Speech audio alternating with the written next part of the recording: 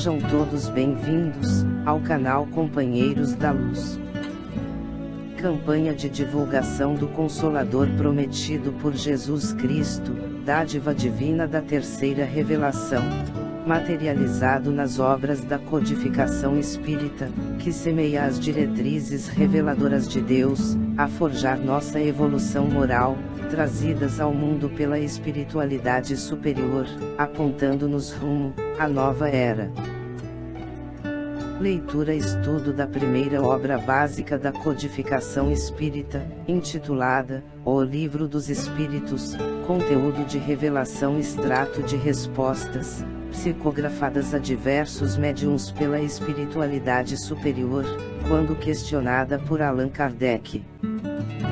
Livro de perguntas e respostas, publicado no ano de 1857, em Paris, França.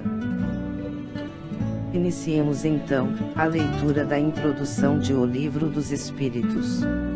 Estudo da doutrina espírita, quarta parte.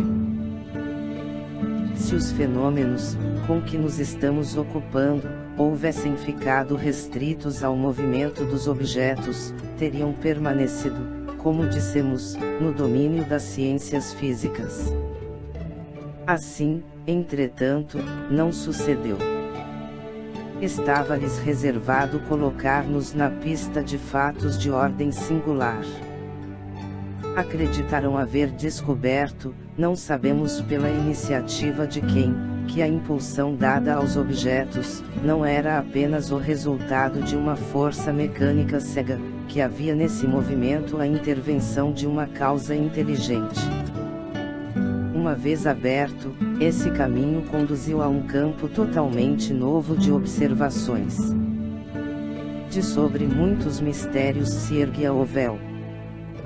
Haverá, com efeito, no caso, uma potência inteligente. Tal a questão. Se essa potência existe, qual é ela, qual a sua natureza, a sua origem? Encontra-se acima da humanidade. Eis outras questões que decorrem da anterior. As primeiras manifestações inteligentes se produziram por meio de mesas que se levantavam, e com um dos pés, davam certo número de pancadas, respondendo desse modo sim ou não, conforme for convencionado, a uma pergunta feita. Até aí, nada de convincente havia para os céticos, porquanto bem podiam crer que tudo fosse obra do acaso. Obtiveram-se depois respostas mais desenvolvidas com o auxílio das letras do alfabeto, dando ao móvel um número de pancadas correspondente ao número de ordem de cada letra, chegava-se a formar palavras e frases, que respondiam às questões propostas. A precisão das respostas e a correlação que denotavam com as perguntas, causaram espanto. O ser misterioso que assim respondia, interrogado sobre a sua natureza, declarou que era espírito ou gênio, declinou um nome e prestou diversas informações a seu respeito. Há aqui uma circunstância muito importante que se deve assinalar. É que ninguém imaginou os espíritos como meio de explicar o fenômeno, foi o próprio fenômeno que revelou a palavra. Muitas vezes, em se tratando das ciências exatas, se formulam hipóteses para dar-se uma base ao raciocínio. Não é aqui o caso. Tal meio de correspondência era, porém, demorado e incômodo. O espírito, e isto constitui nova circunstância digna de nota, indicou outro. Foi um desses seres invisíveis, quem aconselhou a adaptação de um lápis a uma cesta, ou a outro objeto.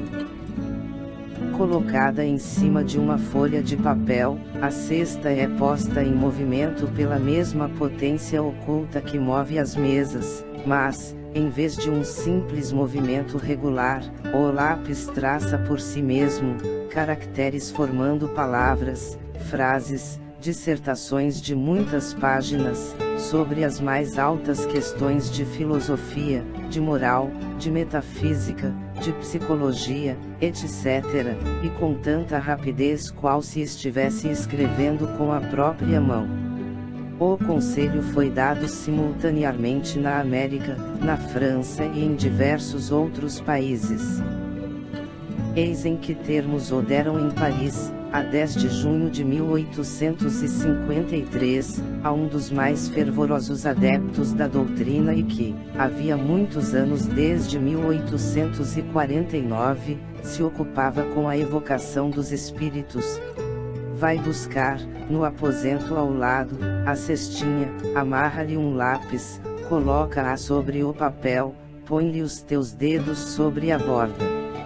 Alguns instantes após, a cesta entrou a mover-se e o lápis escreveu, muito legível, esta frase: proíbo expressamente que transmitas, a quem quer que seja, o que acabo de dizer. Da primeira vez que escrever, escreverei melhor. O objeto a que se adapta o lápis, não passando de mero instrumento, completamente indiferentes são a natureza e a forma que tenha, daí o haver-se procurado dar-lhe a disposição mais cômoda. Assim é que muita gente se serve de uma prancheta pequena. A cesta ou a prancheta, só podem ser postas em movimento, debaixo da influência de certas pessoas, dotadas para isso, e um poder especial, as quais se designam pelo nome de médiuns, isto é, meios ou intermediários entre os espíritos e os homens.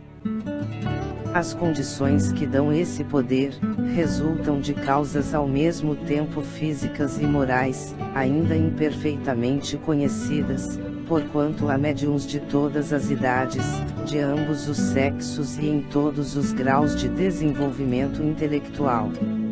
É, todavia, uma faculdade que se desenvolve pelo exercício. Chegamos ao final da leitura deste capítulo. Não percam o próximo desta introdução, de número 5. Muito obrigado, boa reflexão, que Jesus abençoe a todos.